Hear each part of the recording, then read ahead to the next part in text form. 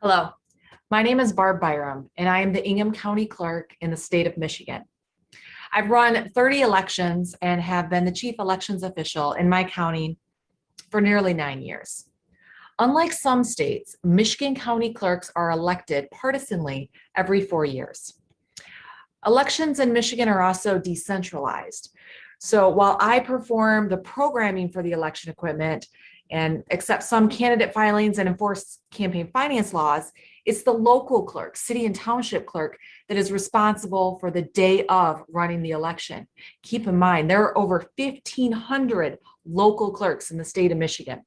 Those local clerks are responsible for hiring precinct workers and distributing ballots to voters.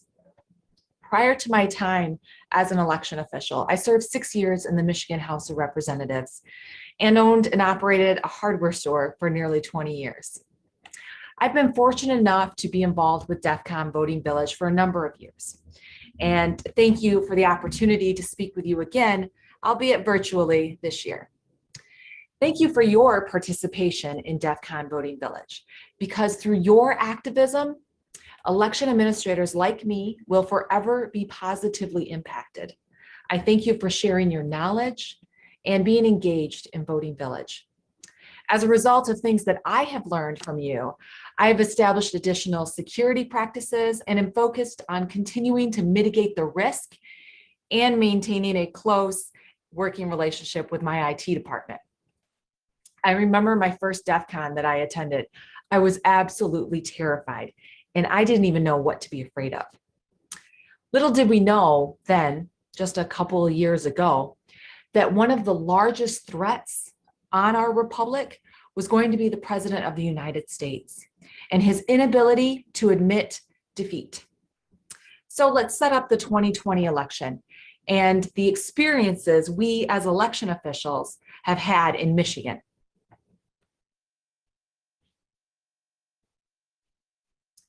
Back in 2020, August of 2020, Trump claimed that if he did not win the election, it would be rigged. Media entities that sided with the president parroted his claims. His surrogates and family members criticized election administrators, and he sent out many social media posts before he was banned that indicated his victory was inevitable and that the deck was stacked against him if the unthinkable happened. Late on November 3rd or early November 4th, 2020, with absent ballot counting, sometimes referred to as mail-in voting, not yet completed in several battleground states, the president declared victory. In-person ballots had been tabulated and results were reported. They favored the president, which was less than surprising given that he had been downplaying the severity of the COVID-19 outbreak to his supporters and sowing seeds of skepticism towards absentee voting. Biden's supporters, meanwhile, favored absentee voting, mail-in voting, and early voting as safer options. The larger urban areas, typically leaning Democratic, like the city of Detroit in Michigan, were still counting the large volume of absentee ballots they had received. Days later, shortly after the winner of the November general election was announced, conspiracies began popping up in the darker corners of the internet. These included whether or not Sharpies were being utilized in predominantly Republican-leaning precincts because they somehow invalidated ballots. This is not true. In fact, Sharpies are usually the preferred ballot marking device for optical scan voting machines. There were allegations of vote dumps in the wee hours of the morning. Nope, not true either. What they probably saw was the upload of larger jurisdictions' results. You know, the ones that had more absentee ballots to count and probably could not finish by the time polls closed on election day, being added to the reported results. In Antrim County, we were still receiving election results from our largest city at 6 o'clock in the morning on Wednesday, November 4th. And quite frankly, I was surprised it was that soon. In Michigan, we're not allowed to feed absentee ballots into tabulators until polls open on election day at 7 a.m. local time. This means that local clerks are not permitted to begin tabulation until 7 a.m. Typically, this means completing everything from opening the ballot to verification of the ballot number assigned to the voter while the ballot is still inside the secrecy sleeve to maintain the secrecy of the vote, to removal of the ballot stub, to the removal of the ballot from the secrecy sleeve, to flattening the ballot, and finally to feeding that ballot through the tabulator. For November election, the Michigan legislature gave local clerks a morsel of assistance in the form of allowing clerks in jurisdictions with populations of more than 25,000 to open the outer absentee ballot return envelope on the day before the election. So there was still a great amount of work to be done come 7 a.m. on election day. There were also allegations of 138,000 ballot dump for Biden. But let's be clear, that was an extra zero that was added when the vote totals were manually typed into a state database. It was quickly corrected, but not quick enough for fake news to travel. Election challengers claimed ballot delivery trucks arrived from goodness knows where to the TFC Center in Detroit. This theory, too, was proven incorrect. Voters who requested an absentee ballot in Michigan have until 8 p.m. on election day to return said ballot. There are drop boxes all over the city of Detroit that accepts absent voter ballots, which all had to be checked at 8 p.m. on election day. Once the ballots were retrieved from the drop boxes, they had to be returned to the clerk's office, where they were marked return in the voter file, and the signature on the outside envelope was compared to the signature in the voter file. Plus, they were probably being sorted by precinct, of which there are hundreds in the city of Detroit, for easier and more efficient and secure processing. Only then could they be delivered to the absent voter counting boards, where they can go through the process of opening that outer envelope, verifying the ballot number assigned to the voter, removing the ballot stub, removal of the ballot from the secrecy sleeve, flattening the ballot, and finally to feeding that ballot into the tabulator.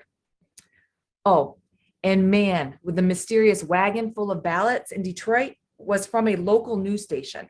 So that man was a reporter. Another conspiracy was that something screwy was going on in Antrim County, Michigan. Again, not the case. Antrim County, Michigan reported that Biden beat Trump, which prompted the Trump team to claim a software glitch. And baseless claims that Dominion Voting Systems election computer malfunctioned spread around the nation.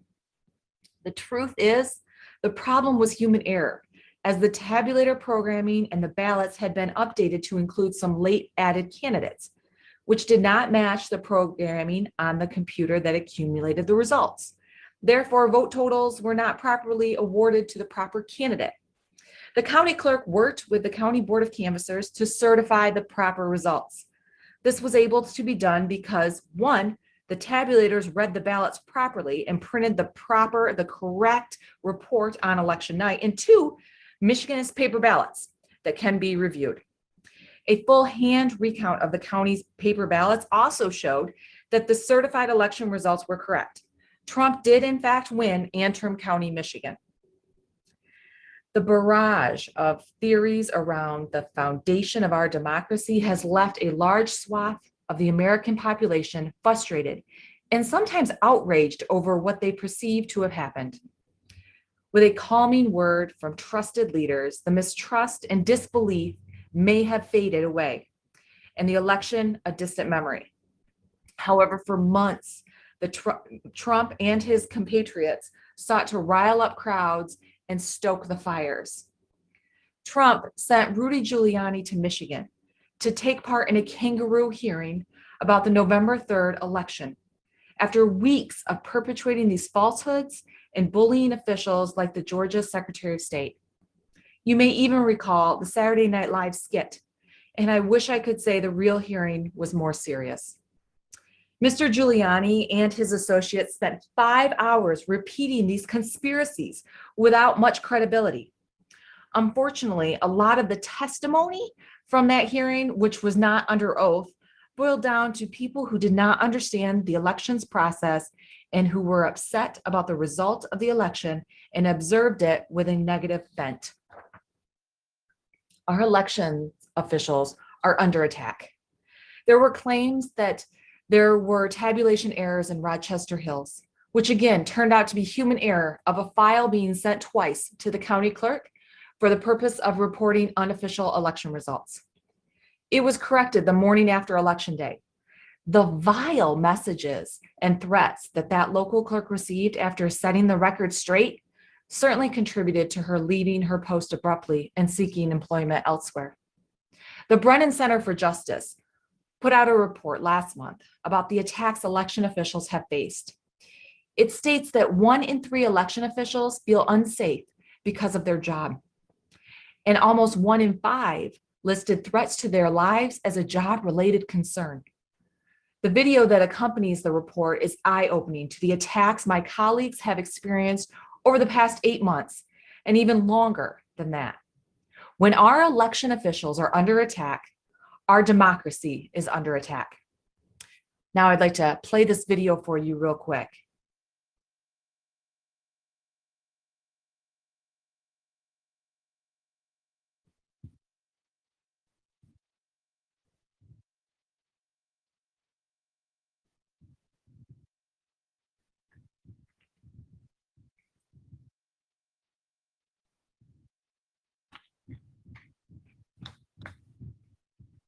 He will demand the truth, and you will pay for your lying remarks, you liberal lying rhino.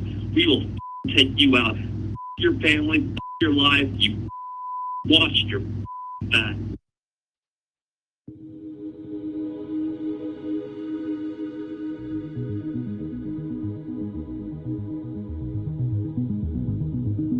They had assault rifles. A pipe bomb. You're gonna get what's coming to you. They threatened my life. Couldn't go anywhere without the police officers. When we had officers on the roof of our building. I'd never had people so engaged and enraged about what we were doing just to ensure that people could vote. We had go bags ready for my family and my children. The biggest problem we have right now are the ballots. Millions of ballots going out. What's going to happen on November 3rd when somebody's leading and they said, well, we haven't counted the ballots. We have millions of ballots to count. It's a disaster. That was picked up by his political allies and perpetuated against election administrators. This to me was an effort to undermine confidence in our entire electoral process. The national narrative was no early voting, make them go to the polls. You know, you can't trust absentees. There was certainly unfamiliarity with the process, and people took advantage of that. People exploited that to try to make people question the validity of the system. And what they were doing was, again, trying to discredit the results if they didn't turn out. And the bullseye was on us. There were people who showed up outside of election officials' houses, armed, people that showed up outside of offices, threatening phone calls, harassment. And online discussions about types of ammunition and guns to use on me. It became a daily occurrence outside of our facility to have anywhere from 50 to 150 individuals outside. Some of them were armed. There was a fence sort of separating the building from the protesters. And they were armed. I was walking up the street to the park. So this big Caucasian guy came up to me out of his car and he said, I've been waiting for you, Miss Winfrey. I want to know why you cheated during the election. I want to know why Donald Trump lost. It's your fault. We were terribly concerned about every threat, everything that was said, because we just didn't know. I was encountered with a partisan operative campaign manager with his cell phone, where he videotaped me hurling insults and accusations. It had over 400,000 views. Commenters were saying we should find out where she lives. We should hang her for treason. She should be shot. This is not what I expect to have to really run and fight for my life. We think about that happening in other places around the world, but that's happened in the United States, and it's happened specifically because of the big lie. This is going to be a fraud like you've never seen. The only way we're going to lose this election is if the election is rigged. It's going to be fraudulent. It's going to be fraud all over the place. Who's getting the ballots? Who's sending the ballots? This is stealing millions of votes. This is a rigged election.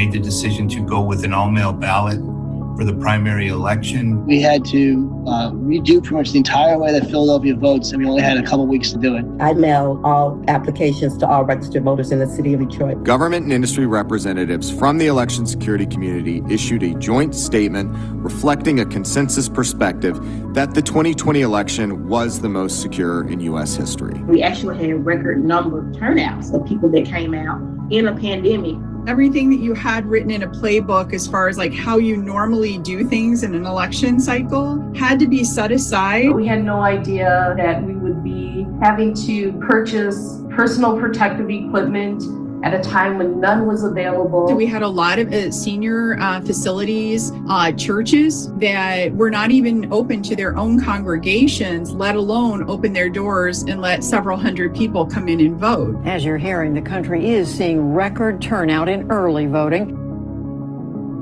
Americans waiting in lines for hours, even braving pouring rain to make their voices heard.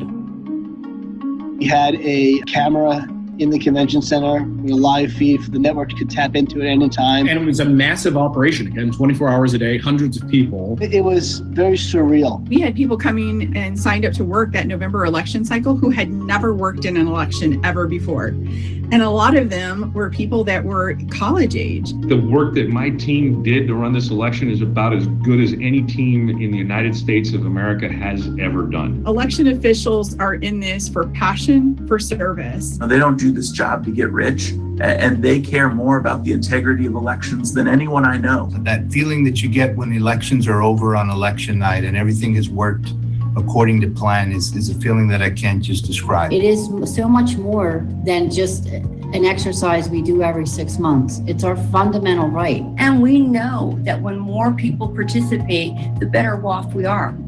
There is a lot that can be done to help educate lawmakers, educate the public about the process. Leaders have made it comfortable to be racist, to be so partisan.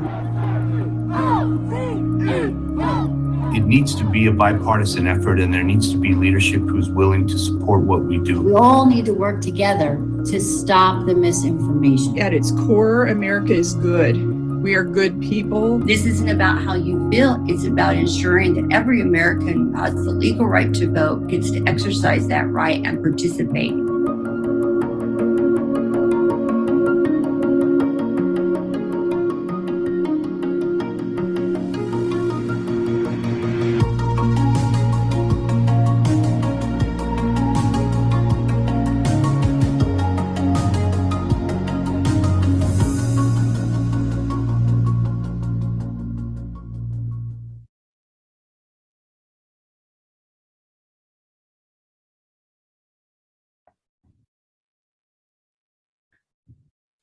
Law enforcement do not seem to be taking these threats seriously.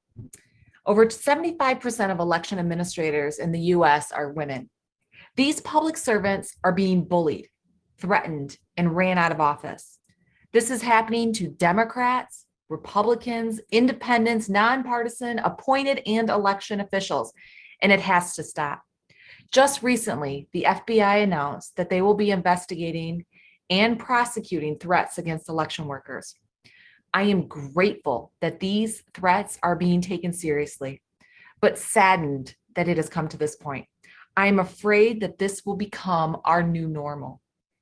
As a matter of fact, just earlier today, in response to an email reminding voters to turn in their absent voter ballots, a local clerk was told that if he emailed that particular voter again, he was going to slit his throat. Lawsuits across the nation have been plaguing election offices. Michigan, like many other states, have seen countless rallies and lawsuits crying fraud due to these already debunked conspiracies. Legislators and legislatures at both the state and federal level have called for the election to be overturned. Then others joined a Texas lawsuit that would have upended the electoral college process. Let us not fail to note the proposed legislation that has been introduced in the majority of states in the United States, reportedly to combat the election fraud. at least 389 restrictive election bills have been introduced in state legislatures across the US. Michigan has seen a 39 bill package introduced in the Senate that was written by the Heritage Action Fund and disseminated to Republican caucuses across the country. These bills sought to restrict the vote, suppress the vote, and disenfranchise the voter. Those pushing back against the misinformation bills are being targeted in future elections. We are already seeing that in Michigan, with a Secretary of State candidate attending the Arizona audit and people who are behind numerous election lawsuits and fraud rallies running for Attorney General. Let's talk about what's happening in Arizona. I refuse to call what is happening in Arizona a true audit, because what we are seeing are partisan election review exercises by unqualified individuals with little to no transparency. The one we are witnessing in Arizona is being pushed across the nation in places like Pennsylvania, Wisconsin, and even Michigan. Election officials in Arizona have to spend more time creating websites to respond to baseless, inaccurate claims and less time serving the voters. This is causing our election equipment to be decertified due to unauthorized access. In fact, the systems in the Arizona case were taken to another state and subject to unknown compromises.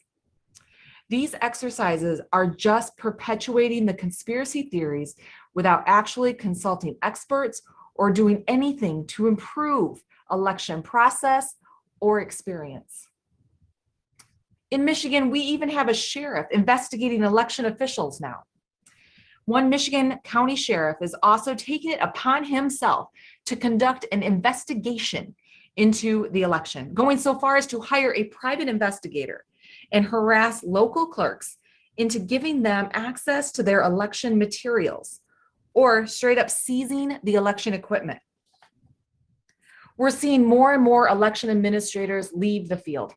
In 2020, nearly 35% of election officials would be retirement age by 2024. The institutional knowledge that will leave with them is going to be devastating. Not to mention who will be taking their place when the people have watched election officials get harassed, and it's already a thankless job. Those that are pushing the conspiracy theories will be running for those positions. We may not see the real impact, at least in Michigan, until 2024, when county and township clerk offices are up for re-election. We have to do more. We have to stay engaged, fight back against these conspiracies. That is how we hack them. It is not all doom and gloom. The Michigan Senate Oversight Committee put out a report after numerous hearings and investigations that concluded there was no fraud in the November general election, and the certified results were accurate. One can only hope that people in places of power standing up to the conspiracy will pave the way for others to do the same. Election integrity, the security and sanctity of the vote is of paramount importance. The federal government knows this, as election administration was deemed critical infrastructure back in 2017.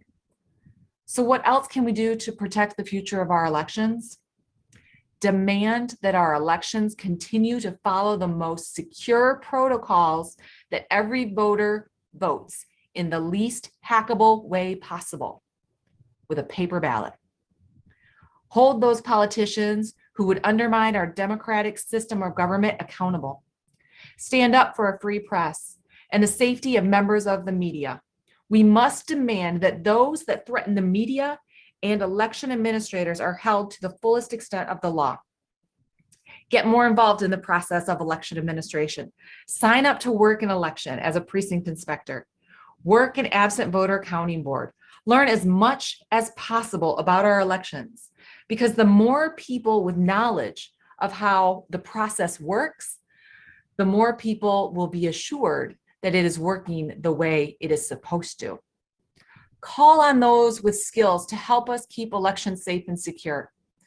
Election officials are not usually cybersecurity experts, but we must work with government agencies to bolster our defenses against cyber attacks. Again,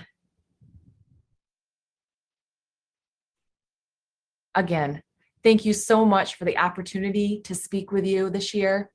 Please join me in fighting back against mis, dis, and malinformation, whether that is by reporting false social media posts or learning for yourself if something is accurate before amplifying the message. I welcome and appreciate your assistance. 2022 and 2024 are right around the corner, and we must be ready with the tools to secure our elections and fight back against unsubstantiated election conspiracies. So please, reach out to your election administrators, introduce yourself, offer to assist as a precinct or poll worker, develop that relationship, and take the opportunity to suggest election security measures, mitigation actions, report mis and disinformation on social media.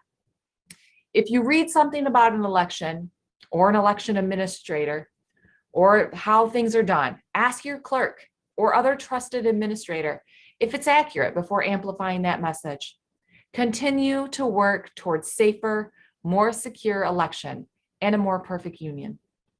Again, thank you so much for joining me. Please feel free to contact me if I may ever be of assistance to you.